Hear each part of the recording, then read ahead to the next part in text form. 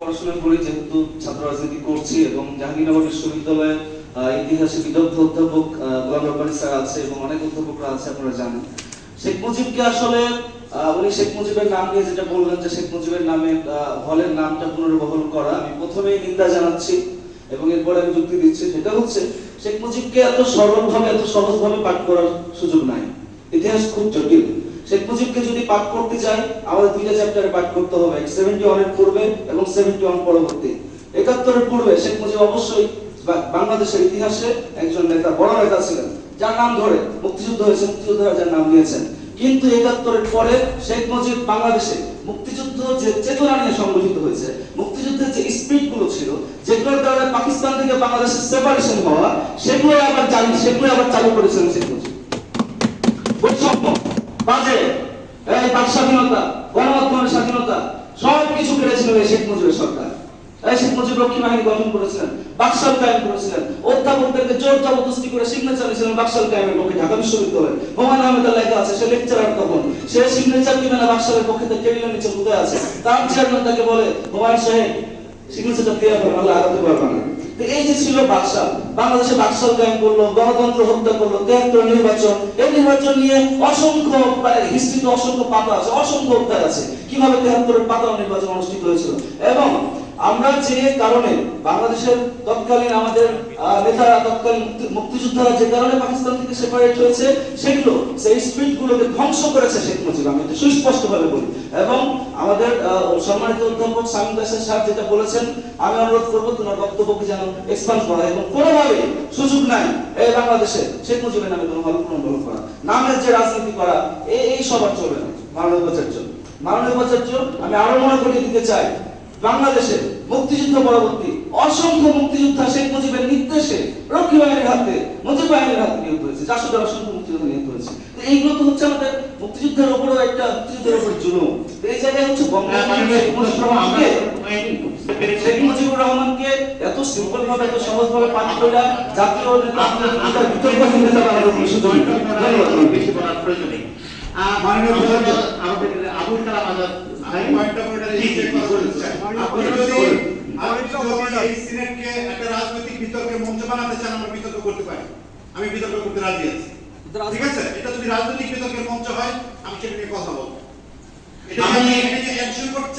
আমি আপনাদের এই বিষয়ে ক্লারিফিকেশন করতে চাই। মাননীয় পয়েন্ট প্লিজ, যদি এটা ইস্যু করেন আমরা দীর্ঘ সময় পার করেছি, 55 বছর। আমরা 71, 90, 24-এ বারবার দেখেছি। আপনি 71 এর কথা বলবেন, 71 এর গৌরব গাথার কথা বলবেন, মুক্তিযুদ্ধের কথা বলবেন, মুক্তিযুদ্ধের শহীদদের কথা বলবেন। 71 এ বাংলাদেশ সৃষ্টি হয়েছে, 71 বাংলাদেশের ইতিহাস।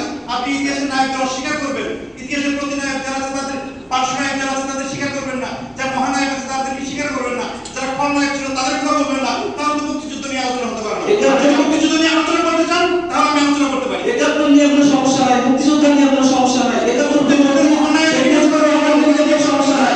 সমস্যা হচ্ছে মুক্তিযুদ্ধ মহানায়ক নিয়ে কথা বলে সেটা উদ্দেশ্য পূর্ণ না। শেখ মুজিবুর রহমান 71 এর পরে তার সুযোগ ছিল একজন স্টেটসম্যান হওয়ার, কিন্তু তিনি আওয়ামী লীগের হয়ে থেকেছেন।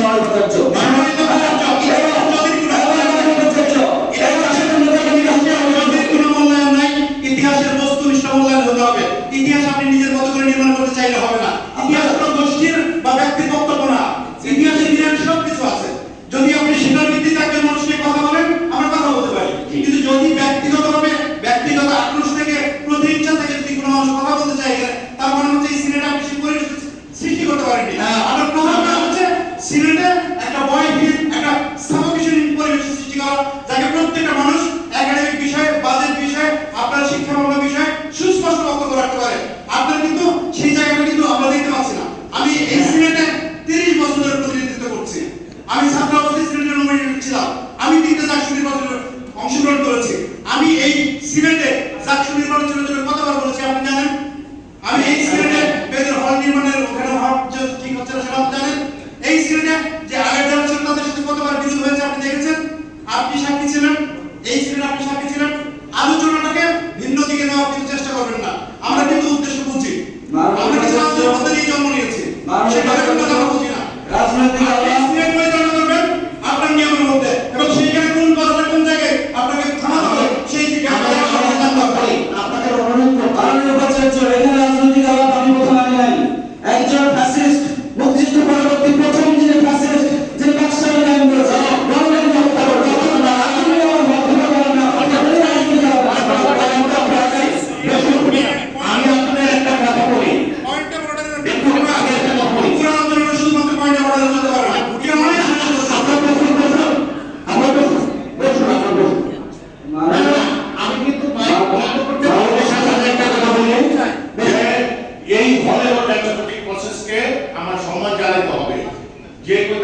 প্ল্যাটফর্ম, এটা বুঝতে হবে দিস নট দা জাতীয় সংসদ, এটা পলিটিক্যাল প্ল্যাটফর্ম না। কিছু ব্যাপার আছে, আমরা ছাত্র রাজনীতি করছে, ওনারা বসে, আমরা যদি ফোকাসটাকে বেশি রকম কন্ট্রিবিউশন ইস্যুতে নিয়ে যাই, তাহলে আমাদের এর কাছে বিষয়বস্তু ওটা থাকবে না। এখানে তো অনেক আছে, মনে নেওয়া হোক তাদের, তাহলে সবাই ভুল ছয়টা বেজে যাবে। জি, আপনারা আমি মনে করি একটু সংযতভাবে আমাদের আজকের বিষয়বস্তুর মধ্যে আমরা সীমাবদ্ধ থাকি। আমি আপনাদের অনুরোধ করছি একটু করবার জন্য। আমি রতনী গণনাকে এই আলোচনাটা হলো একজন জাতীয় প্রতিনিধি কি আবার ভুল করেছেন, যে কোনো আলাপ হতে পারে, কিন্তু সেটা কি আমাদের ছাত্র প্রতিনিধিরা তারা শিখবে কেমন, তারা শিখছে, এই প্রথম তারা এসেছে। এই আলোচনাটাকে আসলে পয়েন্ট অফ অর্ডারের আলোচনা, এটা পয়েন্ট অফ অর্ডারের আলোচনা না। আমি একটু রেফারেন্স দিতে চাই।